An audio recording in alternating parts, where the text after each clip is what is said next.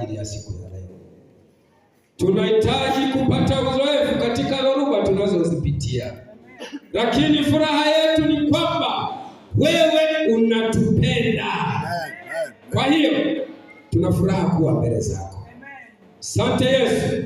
Tunaalika sasa uwepo wa Roho Mtakatifu, uwepo wa malaika wema, na kile nitakachokinena na kukisema kikalete badiliko katika maisha yetu, kikalete tumaini katika maisha yetu, na mchana wa leo tukajua kwamba kila hatua tunayoipiga uko karibu na sisi.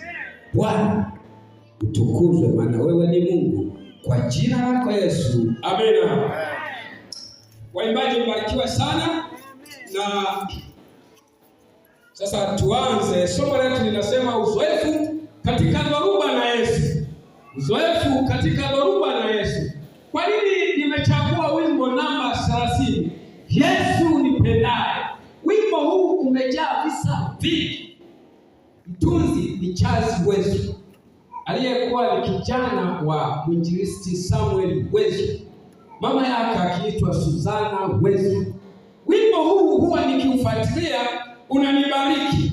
Una visa vingi vya ushindi vinavyoonyesha kwamba Yesu anajali maisha yetu. Haleluya.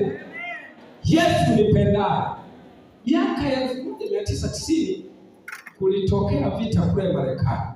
Sasa pande mbili, Union na Confederate, kukawa na vita. Lakini tukio moja linanifurahisha, kukatangazwa kukomeshwa kwa ile vita.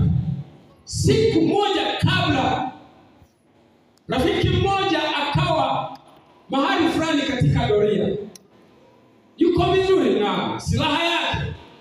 Mtu mmoja na yeye ana furaha na amani kwamba sasa vita iliyotusumbua kwa miaka mingi inaenda kukoma. Akiwa katika kimsitu, akitembea, ametafakari mkuu wa Bwana.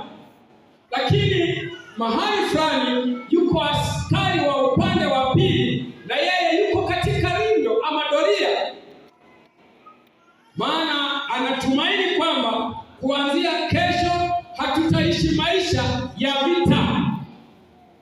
Sasa bahati mbaya, kwa mbali akaona mtu anakuja mahali alipomwona, akatengeneza vizuri silaha yake, akaiweka makini. Yule rafiki naye